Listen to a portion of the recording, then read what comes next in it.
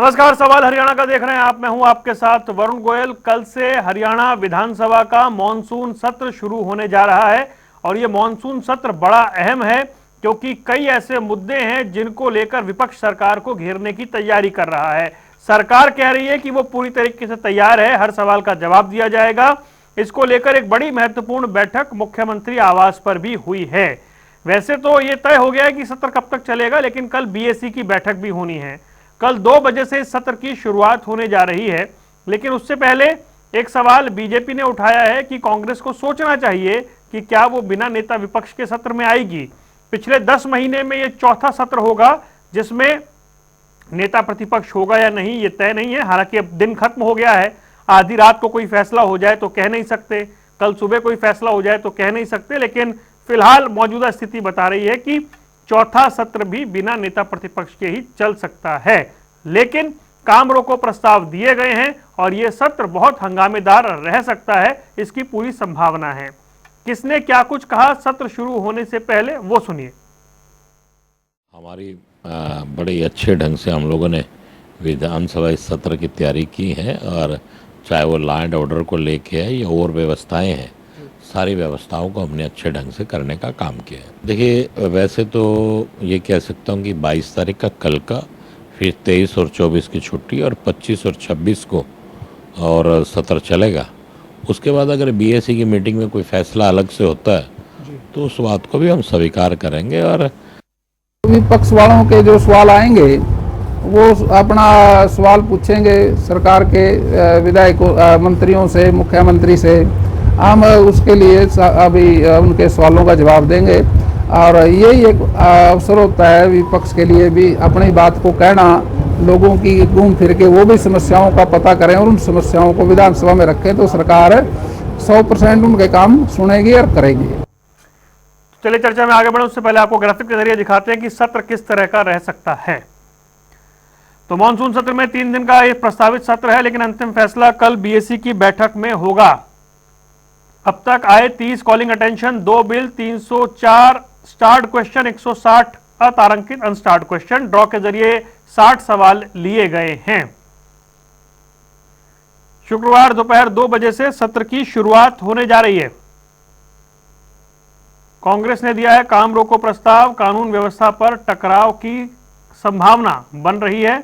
इनेलो ने 10 ध्यानाकर्षण प्रस्ताव दिए जिसमें खाद की कमी, जल भराव, नहर और भर्तियों के मुद्दे हैं।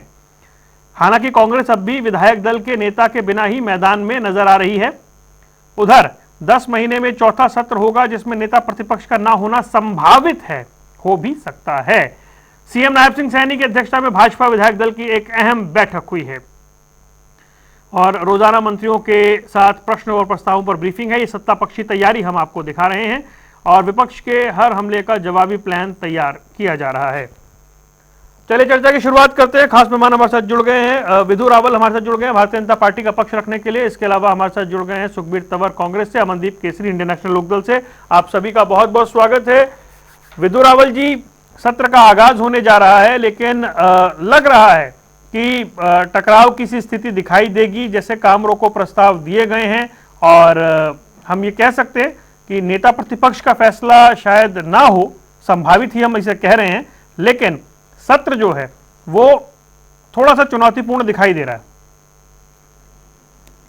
वरुण जी, आपको नमस्कार और आपके माध्यम से जनता टीवी देख रहे सभी दर्शकों को और हमारे जो साथी पैनलिस्ट हैं विभिन्न पार्टियों से, उनको भी नमस्कार। मैं उम्मीद कर रहा हूँ मेरी आवाज ठीक ठाक आ रही है। जी देखिए, ये सत्र जो है अन्य सत्रों जैसा ना रहे, ये भी उम्मीद जो है प्रदेश की और देश की जनता करती है।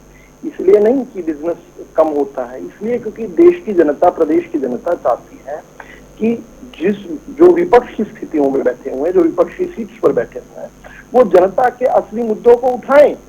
लेकिन किस प्रकार से हमने देखा, अब ये संयोग ही है कि आज लोकसभा और राज्यसभा का, आज संसद का जो सत्र है उसका समापन हुआ है और कल से जो है हरियाणा विधानसभा का सत्र शुरू हो रहा है।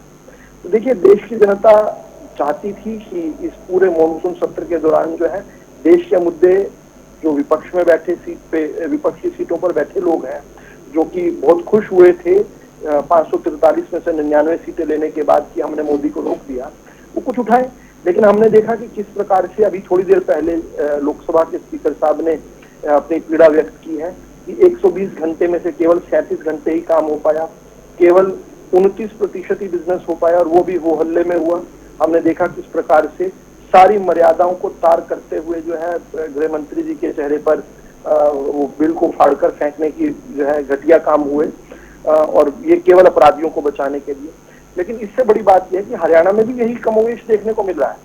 हरियाणा के अंदर भी सार्थक चर्चा करने के लिए विपक्ष उपस्थित नहीं रहता। आप देखिए पिछले सत्रों का हिसाब लगाकर, शुरुआत तो यहीं से होती है कि विपक्ष गंभीरता से लेता नहीं है। अब 10 महीने हो गए हरियाणा विधानसभा बने हुए, ये नई विधानसभा बने हुए 10 महीने हो जाएंगे, लेकिन लगभग 10 महीनों में एक कांग्रेस पार्टी को एक बार भी ऐसा नहीं लगा कि उन्हें नेता प्रतिपक्ष हरियाणा को देना चाहिए। हरियाणा की जनता का क्या कसूर है अगर कांग्रेस जैसी पार्टी को उन्होंने दूसरे स्थान पर रखा और इतने लायक सीटें छोड़ दी कि वो अपना नेता प्रतिपक्ष बना पाए, लेकिन ये वो भी नहीं बना पा रहे, हरियाणा की जनता को पनिश कर रहे हैं। अब वही चीजें जो है ये विधानसभा सत्र के दौरान करते हैं। विधानसभा सत्र में कोई गंभीरता नहीं दिखती है। जब इनको जो बातें कहते हैं उसको सब्सटेंशिएट करने के लिए कहते हैं तो ये भाग खड़े होते हैं, बड़ी बड़ी बातें विधानसभा के पटल पर कह देते हैं, लेकिन फिर जो है प्रिविलेज मोशन से भी डर जाते हैं। इनको जो चीजें इन्होंने दावे करते हैं वो दावे औंधे मुंह गिर जाते हैं। जो विधानसभा के पटल तक पर भी जो है गंभीरता नहीं दिखाते, जो इम्पोर्टेंट इश्यूज पर, हरियाणा और हरियाणवियों के हितों के विषयों पर जो हमने देखा, ये मैदान छोड़कर भागते देखे हमने, किस प्रकार से वॉकआउट करने के लिए उस्ताद हो गए। और बड़ी बात यह है कि जो आज देश के प्रधानमंत्री जी ने लोकसभा स्पीकर के साथ जो टी पार्टी थी उसमें कही कि जिस प्रकार से राहुल गांधी और कांग्रेस पार्टी को और उस परिवार को ये डर है कि दूसरे लोग जो है कहीं बेहतर परफॉर्म ना कर जाएं, इस कारण से वो उनको मौका नहीं देती। हरियाणा के अंदर भी जो है बापू बेटे का लगभग वही इनसिक्योरिटी वाला हाल है। वो नहीं चाहते कि हरियाणा के अंदर कोई कांग्रेसी विधायक, चाहे कांग्रेस के टिकट पर जीत के आया हो, वो कोई साफ सुथरी बढ़िया बात कह जाए और हरियाणा की जनता उसको कांग्रेस के बाकी नेताओं की तुलना में बेहतर पसंद करने लगे। लेकिन ये इसी कारण से ये हमेशा जो है निरर्थक बात करते हैं। ये एक पीड़ा है। इसके बावजूद भी इन 10 महीनों में मैं खत्म कर रहा हूं ये बताते हुए सकारात्मकता के नोट पर कि इनके 1000 पग बाधा डालने के बावजूद भी हरियाणा के अंदर भारतीय जनता पार्टी ने बहुत शानदार कार्यकाल किया है। हमारे तीनों के तीनों जो पुराने सत्र रहे हैं वो बहुत अच्छा काम करके गए हैं। बहुत अच्छे बिल्स हम यहाँ पर विधानसभा में लेकर आ पाए, अच्छी चर्चाएं हमने आपने सुनी है। लेकिन अच्छा होता कि हमें नेता प्रतिपक्ष मिल जाता। हरियाणा की जनता का कोई कसूर नहीं है कि गलती से कांग्रेस की 37 सीटें आ गई। दुर्भाग्य है कि इस प्रकार का विपक्ष का देश को और हरियाणा की जनता को सामना करना पड़ रहा है। ठीक है सुखबीर तंवर, सकारात्मक चर्चा, हरियाणा के जनहित के मुद्दे उठे, उन पर सरकार से सवाल पूछे जाएं और सरकार से जवाब मिले, ये उम्मीद होनी चाहिए सत्र में। निश्चित तौर पर वरुण जी, भारतीय जनता पार्टी के विगत 11 वर्षों में राष्ट्र और प्रदेश की विफलताओं और विसंगतियों के बारे में दुष्यंत कुमार की पंक्ति से शुरुआत करूंगा। हो गई है पीर पर्वत सी पिघलनी चाहिए, इस हिमालय से कोई गंगा निकलनी चाहिए, सिर्फ हंगामा हमारा मकसद नहीं, कोशिश है कि सूरत बदलनी चाहिए। आज वरुण जिस प्रकार से कानून व्यवस्था के हाल हैं और हरियाणा प्रदेश में जंगल राज की परिस्थितियां हैं, प्रदेश में अपहरण, रंगदारी, हत्या, लूट, बलात्कार जैसे जघन्य अपराध चरम पर हैं। प्रदेश में खनन माफिया, शराब माफिया और ड्रग माफिया का निरंतर आतंक है और हरियाणा प्रदेश अपराधियों की शरण सतली बना हुआ है। विगत के पिछले दिनों की अगर हम बात करें, अनेक हरियाणा में फायरिंग हुई है और विशेष तौर पे प्रदेश की आर्थिक राजधानी गुड़गांव के जो हाल है, राहुल फाजिलपुरिया पे फायरिंग, अलविस यादव पे फायरिंग और अभी करोड़ों रुपए का सोना लूट लिया गया। और इसके अलावा जिस प्रकार से अपराधी जन सामान्य को पहले गोलियों से मारते ही मारते थे, अब तो हौसले इतने बुलंद हैं कि सीधा पुलिस पे फायरिंग करते हैं। परसों रात को जिस प्रकार से एसटीएफ पलवल के प्रभारी को रेवाड़ी में बदमाशों ने गोली मारी, इसका मतलब यह है कि कहीं ना कोई ऐसा विषय है जो ये अपराध को रोकने में सफल नहीं है। आज मैं कहना चाहूंगा, राष्ट्रीय अपराध रिकॉर्ड ब्यूरो के आंकड़ों के मुताबिक महिलाओं के विरुद्ध अपराधों में इजाफा वृद्धि है। सारे विषय आएंगे ना, आएंगे विषय। आप रुको, वो इतनी देर बकवास कर रहे थे, आप नहीं बोल रहे। अब रुकिए, आपको छोड़कर ना भागे। आज राष्ट्रीय अपराध ब्यूरो के जो आंकड़े हैं, महिला के विरुद्ध अपराध अपने नेताओं को कहिए स्कूल में छात्र आप यहाँ पर डिबेट का विषय नहीं है। डॉक्टर, नर्स, अच्छा परफॉर्म दफ्तर में कर्मचारी, बाजार में व्यापारी, ये तो घर में गृहिणी, गाँव में आज कोई भी विषय लेकर है। अच्छा ठीक, अच्छा रुकिए नहीं सुखबीर भाई, नहीं ये मुद्दे सदन में उठेंगे, विधानसभा के मुद्दे नहीं उठाएंगे ना, विधानसभा के मुद्दे सदन में सारे मुद्दे उठाएंगे सरकार के आगे। जवाब तो देना पड़ेगा ना। फिर ये कह रहे हैं कि आप नेता प्रतिपक्ष नहीं बना रहे। देखिए, उस पर भी आऊंगा, मुझे शुरुआत तो करने दो। पहले ही डिस्टर्ब करना शुरू कर दिया। और जो इस प्रदेश के हाल है, जब से नायब सिंह जी मुख्यमंत्री बने हैं, देखिए जिस प्रकार से उनकी विफलता है वो किसी से छिपी हुई नहीं है। आज प्रदेश को पूर्णकालिक गृह मंत्री की आवश्यकता है, जो इस प्रदेश की बिगड़ी हुई परिस्थितियों को ठीक करके और इस प्रदेश के जन सामान्य में शांति और सुरक्षा का भाव पैदा कर सके। और आप अभी नेता की बात कर रहे हैं। देखिए वरुण, हमारी प्राथमिकता संगठन निर्माण की है और उसमें आधा कार्य हम कर चुके हैं। और हमें आशा है कि नेता प्रतिपक्ष का जो विषय है वो भी जल्दी हल होगा। आप सिर्फ नेता प्रतिपक्ष का विषय उठा के बच नहीं सकते। इसके अलावा सदन में जिस प्रकार से पूर्व मुख्यमंत्री भूपेंद्र सिंह हुड्डा, पूर्व विधानसभा के अध्यक्ष अशोक गहलोत जी हैं, ठीक है, अब रुकिए मंत्री गीता भुक्कल समेत ठीक है, नहीं ठीक है, आपके सभी वरिष्ठ नेताओं का सम्मान है और सभी विषय उठाने में कैपेबल भी है, इसमें कोई शक नहीं है, ये तो मैं समझ रहा हूँ। अमनदीप केसरी, तो नहीं मिल रहा वरुण जी, एक सेकंड, अवसर थोड़ी मिल रहा है, जैसे केंद्र में अवसर नहीं मिल रहा है ठीक है, रुक जाइए। अच्छा रुकिए प्लीज अमनदीप के पास जा रहा हूँ मैं, रुक जाइए। अमनदीप, आपके 10 ध्यानाकर्षण प्रस्ताव हैं जो हमारे स्क्रीन पे चल रहे हैं। तो अभी मूल प्रश्न ये था कि सरकार से जवाब लेना और सत्र में सरकार से वो सवाल पूछे जाना जो हरियाणा की जनता के हित में है। आईएनएलडी की तैयारी कैसी है? नहीं वरुण जी, आईएनएलडी की तैयारी पहले की जैसी ही है। हमने 10 ध्यान आकर्षण प्रस्ताव और करीब 16 जो सवाल हैं हमारे विधायक दल के नेता आदित्य देवीलाल जी जो द्वारा जो है पुटअप किए गए हैं, और 10 के करीब सवाल जो हैं विधायक अर्जुन चौटाला जी द्वारा पुटअप किए गए। और विगत के आपने तकरीबन 7 या 8 साल के अंदर देखा होगा पिछले पूरी सरकार के दौरान कि चाहे विधानसभा में नेता प्रतिपक्ष हो किसी दल का या ना हो, या कोई उनके साथ मिली भगत कर रहा हो या कोई आवाज नहीं उठा रहा हो, तो इंडियन नेशनल लोकदल पार्टी केवल मात्र पार्टी है जो विपक्ष की भूमिका में पूरी तरह से तत्पर रहती है। और आप सवाल पूछने की बात कर रहे हैं, और इंडियन नेशनल लोकदल के नेताओं को तो इसीलिए जाना जाता है कि किस प्रकार से वो विधानसभा के अंदर सरकार को न केवल हर जबलंद मुद्दे पर घेरते हैं और उनको मजबूर भी करते हैं कि वो जो जन विरोधी उनकी नीतियां हैं वो वापस ली जाए। इसी क्रम के अंदर, और इस बार तो हालात, इस बार का सत्र और ज्यादा मैं कहूंगा कि महत्वपूर्ण है, क्योंकि इस बार जो हालात प्रदेश के हैं वो अप्रत्याशित हैं। आज से पहले ऐसे हालात कभी प्रदेश में नहीं बने हुए, और ये इस बात में कोई दो राय नहीं, प्रत्यक्ष को प्रमाण की कोई आवश्यकता नहीं। आप भी ये मानेंगे कि आप अपने स्टूडियो चैनल में आज बैठे हैं तो आप भी असुरक्षित हरियाणा प्रदेश के अंदर महसूस करते हैं। आज आमजन, छोटा व्यापारी भी असुरक्षित महसूस करता है। से मैं दिल्ली में कहीं पर भी नहीं, चलिए दिल्ली में बैठे हैं तो तभी आप थोड़ा सा खुश हैं। नहीं मैं खुश रहता हूँ भाई साहब। अमनदीप जी, मतलब अपनी पार्टी के प्रवक्ताओं से पूछ लीजिएगा, मेरी कोशिश रहती है मैं खुश रहूं। नहीं तो वो ठीक है, लेकिन आप अपने साथियों से हरियाणा में पूछ लीजिएगा क्या वो सुरक्षित महसूस कर रहे हैं, नहीं कर रहे हैं, क्या उनके लिए वो हरियाणा प्रदेश के अंदर घूम रहे हैं, क्या माहौल हरियाणा प्रदेश के अंदर है, और किस तरह की कानून व्यवस्था जो हरियाणा प्रदेश के अंदर बनी हुई है उसका बिल्कुल दिवालिया पिट चुका है। और किसान की जो खासकर से हमारा कृषि प्रधान प्रदेश है, और किसान के लिए ये कहते थे कि आमदनी 2021 में दुगनी हो जाएगी। इस बार जो किसान की अपना हक था जो कोऑपरेटिव सोसाइटियां किसान के लिए बनी गई थी, उनके अंदर चाहे खाद की आपूर्ति हो चाहे बीज की आपूर्ति हो, वो सरकार जानबूझ करके उपलब्ध नहीं करवाती किसान को और ज्यादा प्रताड़ित करती है। और अनेकों प्रकार के मुद्दे, आज ये आयुष्मान योजना पर बड़ी बड़ी बातें करते थे, आज पूरे के पूरे प्राइवेट हॉस्पिटल्स ने हरियाणा प्रदेश के अंदर, ये बहुत बड़ा, मैं कहूंगा कि सरकार के मुंह पर भी एक तमाचा है, पूरे के पूरे हरियाणा प्रदेश के अंदर प्राइवेट हॉस्पिटल्स ने आयुष्मान योजना के तहत इलाज करना बंद कर दिया गया।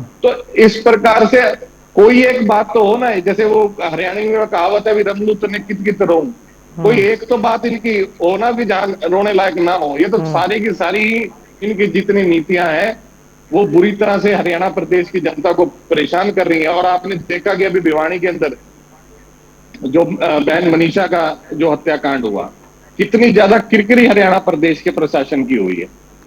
क्या इस तरह से कोई सरकार या प्रशासन किसी मामले को डील करती है? क्या ये प्रदेश चल रहा है जहां हम अग्रणी हुआ करते थे, आज हम अग्रणी है बेरोजगारी के अंदर, आज हम अग्रणी है नशे के अंदर, आज अग्रणी है कि फेल कानून व्यवस्था के अंदर। ठीक है, तो अनेकों प्रकार के ज्वलंत के मुद्दे हैं। लेकिन बात तो तब है कि मैं देख रहा था कि भारतीय जनता पार्टी की सरकार इन सब पर चर्चा करती है या भागती है। ठीक है, और भाग कर की भी कहा जाएगी, इंडियन नेशनल लोकदल उनको सड़क पर भी घेरेगी। चलिए ठीक है। चाहे भले ही आपने सवाल किया कि दो सवाल। कांग्रेस के नेता प्रतिपक्ष बने या ना बने, हमें उससे कोई भी ना जनता को उम्मीद है ना हमें कोई फर्क पड़ता है। हम अपना फर्ज निभाएंगे और भारतीय जनता पार्टी को मजबूर करेंगे कि जनता की आवाज। दो सवाल हैं प्रोफेसर विदु रावल से। एक तो ये कि नेता प्रतिपक्ष नहीं है, इसको आप बार बार उछालकर क्या मूल प्रश्नों से बचने का प्रयास कर रहे हैं जो आपसे पूछे जाएंगे? और दूसरा सवाल आईएनएलडी का है कि जो विषय हैं वो उठाए जाएंगे, सरकार जवाब देती है या नहीं, ये देखना होगा। देखिए, मूल प्रश्न ही तो कहने के लिए नेता प्रतिपक्ष चाहिए। मूल प्रश्न है क्या, ये भी तो वेरिएबल है। इंडियन नेशनल लोकदल और कांग्रेस एक मंच पर आपको कभी दिखी है क्या? जब ये इनके इंडियन नेशनल लोकदल के एमएलए जो हैं, वो जो विषयों को मूल कह रहे हैं, क्या आप वही विषयों को कांग्रेस के 37 एमएलए से मूल कहलवा देंगे? नहीं कहलवा पाएंगे। बल्कि मैं तो इससे एक कदम और आगे बढ़ता हूँ, क्या कांग्रेस के 37 विधायक क्या सभी ये तय कर लेंगे कि हरियाणा के मूल विषय क्या है? सब अपने अपने विषय लेकर बैठते हैं और यहीं पर ही बात आ रही है। देखो, आप 8वीं के बाद 8वीं पास करते हैं तभी तो 9वीं में जाते हैं ना, 9वीं पास करते हैं 10वीं में जाते हैं। अब देखो, इंडियन नेशनल लोकदल का सत्ता में आने का कोई भी इस प्रकार के जो है वो दिखता भी नहीं और वो ऐसी बातें भी क्लेम नहीं करते कि हम सत्ता में आ जाएंगे। तो वो क्या कह रहे हैं, वो विपक्षी भूमिका लेना चाह रहे हैं। आज तो इंडियन नेशनल लोकदल के प्रवक्ता ने नहीं कहा, लेकिन मैं और आप कहीं ऐसी डिबेट्स में रहे हैं जहां पर इंडियन नेशनल लोकदल के प्रवक्ताओं ने और इनके नेताओं तक ने यह कहा है कि अगर कांग्रेस नेता प्रतिपक्ष नहीं बना सकती तो हमें अवसर दे दीजिए। तो वो तो ठीक चल रहे हैं इंडियन नेशनल लोकदल वाले, वो कह रहे हैं हम तीसरे से दूसरे स्थान पर आ जाएं। लेकिन दूसरे स्थान पर आए हुए व्यक्ति को पहले पर आने के लिए परफॉर्म तो करना पड़ेगा ना। तो अभी वहां भी तो परफॉर्मेंस जीरो हो रही है। वहां हम चाहे लोकसभा में देखें चाहे हरियाणा विधानसभा में देखें, कांग्रेस की परफॉर्मेंस जीरो है। और ये केवल मैं एक सब्जेक्टिव टर्म नहीं दे रहा हूं, जो लोग एक नेता प्रतिपक्ष नहीं बना पा रहे हैं, नेता प्रतिपक्ष 37 में से एक आदमी नहीं चुन पा रहे हो, उन लोगों की परफॉर्मेंस वो खुद के बारे में क्या सोचते हैं ये बता रहे हैं। दूसरा, अभी देखो, खुद की पीठ कैसे थपथपाई जाती है मुझे नहीं पता, मेरा हाथ तो इतनी दूर तक जाता नहीं, लेकिन इंडियन नेशनल लोकदल वाले इसमें बहुत आगे हैं। इनके हाथ पता नहीं लंबे, कानून से भी लंबे लंबे हाथ हैं इनके। ये कह रहे थे कि हमने 2014 से हमने नेता प्रतिपक्ष की जिम्मेदारी निभाई। बिल्कुल, हरियाणा की जनता ने जो है आपको 19 सीटें देकर नेता प्रतिपक्ष की जिम्मेदारी अभय सिंह चौटाला पर दी थी। आपने कहा कि हमने जन विरोधी इश्यूज उठाए, जन विरोधी मुद्दे उठाए, 19 सीटों में दी थी। इतने जन विरोधी मुद्दे उठाए कि जनता ने आपको नेता प्रतिपक्ष लायक भी नहीं छोड़ा, आपकी 19 से सीधा 1 सीट पर ले आए। भाई, विपक्ष में रहते तो आदमी को बढ़ना चाहिए ना, बढ़ने की बजाय और घट गए। फिर जो है बोले जी हमारा तो एक ही 90-90 के बराबर है, इतने हमने मुद्दे उठाए, इतने मुद्दे उठाए, छाती पर हाथ मारकर फर्जी आंदोलनों में भी इस्तीफे दिए, सब कुछ किया। लेकिन बाद में जब चुनाव हुआ तो वो 1 सीट वाला भी अपनी खुद की सीट, जो अपनी पुश्तैनी सीट कहते थे, जिसको किलागढ़ कहते थे, वहां से 15,000 वोटों से हारे हैं, 15,000 वोटों से। तो मतलब अपनी पीठ तो थपथपा रहे हो, हरियाणा की जनता आपके बारे में क्या सोच रही है इस पर भी तो विचार कभी कर लो। ठीक है, आप अपनी लाला लैंड में, आजकल जनजी का जमाना है तो जनजी वाली भाषा में कह रहा हूँ कि दिल्लुलू में रहे आप, लाला लैंड में रहे, अच्छी बात है, लेकिन एक कभी कभी मार्च वरुण जी मैं सच्चाइयों का सामना किया भी। अच्छा, किरकिरी प्रशासन की हुई, घर बैठकर बात बना लेते हैं। किरकिरी जो रेडी फड़ियों को लुटा करते थे जिनकी सरकारों में लोग डर जाया करते थे, ठीक है, यहाँ पर जब हरियाणा ये अपनी भाषा को मर्यादित रखें। आपके पहले भी कई दूसरे चैनलों पे अमित शाह जी तड़ीपार थे, नरेंद्र मोदी जी के, अमित शाह जी के ऊपर जो है रुके धब्बे लगे हुए हैं, ये वो बदमाश थे, छठे में बदमाश थे। तो इस तरह से ये कोई शब्दावली, प्लीज क्या तरीका है, प्लीज ये क्या तरीका है, प्लीज आपके मुंह पे थप्पड़ मारकर, अरे कोई वरुण जी कोई तरीका हो क्या, प्लीज रोकिए भाई, इतनी अच्छी चर्चा चल रही थी, ऐसे नहीं, रुक जाइए नहीं, प्लीज नहीं, ठीक है, भाषा की मर्यादा सब बनाए रखे, इसमें कोई दिक्कत नहीं है। चलिए, भाषा सर वैसे भी 30 सेकंड और लीजिए, आप आगे बढ़ना है प्लीज। मुझे 20 सेकंड में बात बतानी। अमनदीप केसरी, आप मेरे को 20 सेकंड बाद आपने बोलना है, चलिए जल्द, मुझे 20 सेकंड में नहीं बोलने दोगे तो आपको क्विक 20 सेकंड आप। अभी बड़ी सुंदर चित्रण किया, ये गुंडागर्दी क्या होती है। एक आदमी पर झूठे आरोप लगे, वो आदमी झूठे आरोपों के बाद भी इस्तीफा देकर जो है गिरफ्तार किया गया, उनको यातनाएं दी गई, अपने प्रदेश से बाहर निकलने के लिए मजबूर किया, बाद में न्यायालय ने माना कि झूठे आरोप है, उसको तो आज तक भी तड़ीपार बताते हैं। और जो इनके नेता जिन्होंने तिहाड़ में बैठकर पापड़ बनाए 10 साल तक, अपनी आयु के अंतिम चरणों में भी जिन्होंने जाकर जो कहते जब तक जीऊंगा राज करूंगा, उसको अपना नेता बनाकर रखा जब तक जिंदा थे। इनके सुप्रीमो से उसको हटाया नहीं। देखिए, और ये गुंडागर्दी बंगारू लक्ष्मण जी के आदर्शों प्लीज नहीं, पूरे विषय से भटक गए हम, चलने वाली पार्टी, विषय से भटक, प्लीज विषय बता रहा हूँ, बस हो गया सर, आपने 20 सेकंड मांगे थे, मैंने दे दिए। नहीं, मैं खत्म कर रहा हूँ सर मानिए, मुझे 2 और गेस्टों के पास जाना, आपने ले लिया पूरा टाइम। Only 5 second. देखिए, हरियाणा का मुख्यमंत्री किसी शहर में, सुखबीर जी आ रहा हूं, तो वहां तो हरियाणा का मुख्यमंत्री किसी शहर में आए, वहां तो उत्सव का माहौल होना चाहिए था ना। अब जब हुड्डा साहब थे तो लोग डर जाते थे अपने कि भाई कहीं ना हमारी जमीन पर नजर ना पड़ जाए। और जब चौटाला साहब थे ना, इतना दहशत का माहौल हो जाता था। आज किसके यहाँ से उगराही ले लेंगे, आज जिस भी शहर में जाते थे वहां के व्यापारी लोग जो है बाजार बंद कर दिया करते थे। ठीक है, चलिए, ये लोग सुखबीर तंवर कानून व्यवस्था बता रहे जी, सुखबीर तंवर, अमनदीप केसरी ये कह रहे कि भाई ना हरियाणा को उम्मीद है ना हमें उम्मीद है नेता प्रतिपक्ष को लेकर, हम तो अपना रोल प्ले करेंगे। चलिए, इनको मुबारक रोल प्ले करें। वरुण जी, आपके माध्यम से कहना चाहता हूं, विगत के विधानसभा के सत्र में जिस प्रकार से मंत्री ने विधायकों को गोबर पिलाया था, उसकी पुनरावृत्ति नहीं होगी। और जो आज के महत्वपूर्ण विषय हैं, उन पे सरकार जवाब देगी। मानसून शुरू होने से अब तक आर्थिक राजधानी गुड़गांव समेत समस्त हरियाणा प्रदेश जल भराव की समस्या से जूझ रहा है। अनेक कंपनियां प्लान को मजबूरन कई कंपनियां कर चुकी हैं। भ्रष्टाचार पर जो तथाकथित जीरो टॉलरेंस का विषय था, वो नगर पालिका जुलाना का अध्यक्ष रंगे हाथों पकड़ा गया। इसके अलावा अवैध कॉलोनियों का जो निर्माण हो रहा है, प्रॉपर्टी आईडी में जिस प्रकार का भ्रष्टाचार है, और राजस्व विभाग जो अड्डा बना हुआ है भ्रष्टाचार का, और सर्वाधिक बेरोजगारी है, सीएमआई के आंकड़े,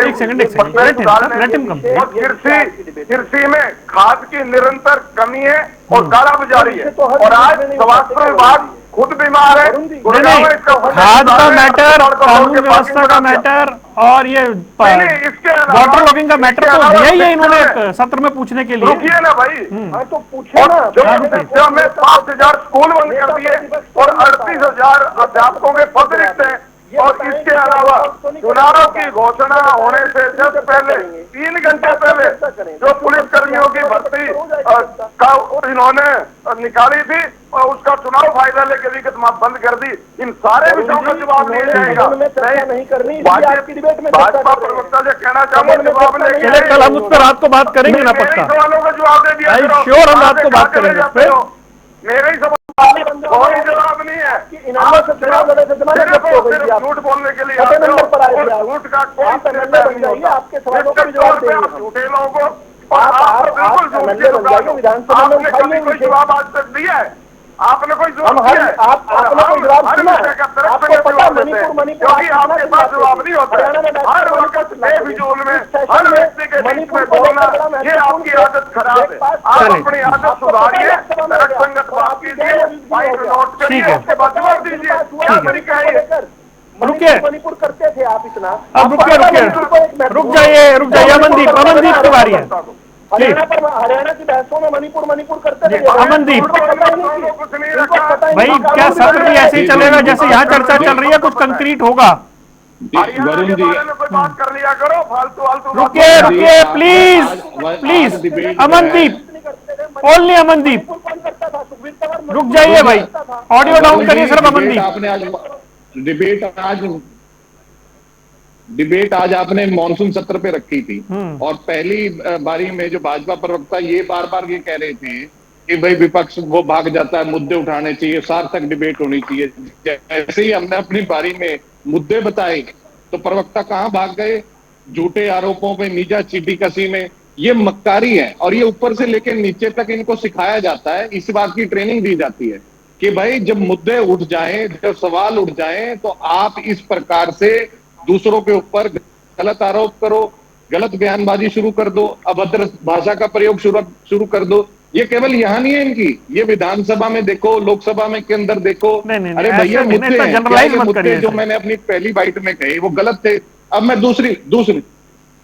दूसरी बात मैं बता दूं, जो इन्होंने अब बात कही कि सबसे पहले तो फर्जी आंदोलन बता दिया, तो आपके प्रधानमंत्री जी ने फर्जी आंदोलन के दबाव में बिल वापस क्यों लिए? ये फर्जी बता दिया। दूसरी बात, ये कहते हैं कि भाई एलनाबाद से अभय सिंह चौटाला जी हार गए। आपके जो मुख्यमंत्री है ना, वो नारायणगढ़ से आते हैं, सिर्फ एक बार जिंदगी में 2014 में बने थे।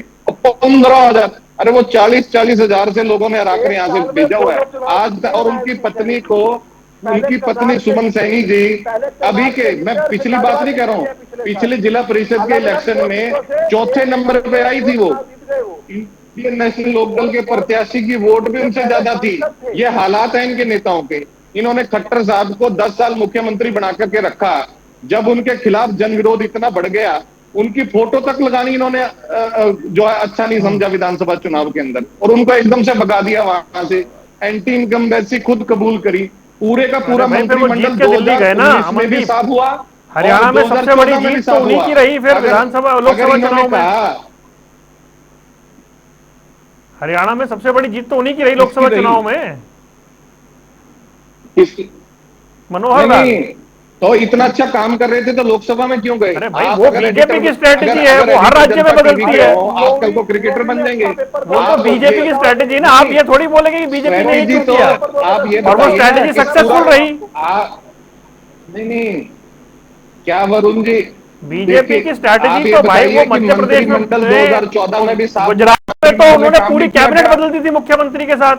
नहीं, मंत्रिमंडल आप ये बताइए, मैं ये कह रहा हूँ कि मंत्रिमंडल साफ हुआ, ये बीजेपी की स्ट्रेटेजी तो नहीं थी ना। मंत्री तो सारे चुनाव में उतरे थे, 2014 में भी उतरे, 19 में भी उतरे। ठीक है, समापन का समय हो गया है, मैं समय नहीं दे पाऊंगा। लेकिन ये है कि कल का सत्र कल से शुरू हो रहा है, तो रात को मुलाकात करेंगे तो इस पर चर्चा करेंगे कि शुरुआत कम से कम कैसी हुई। आप तीनों मेहमानों का जुड़ने के लिए बहुत बहुत शुक्रिया। सवाल हरियाणा का देख रहे थे आप, रुक रहे कुछ देर के लिए, खबरों का सिलसिला लगातार जारी है।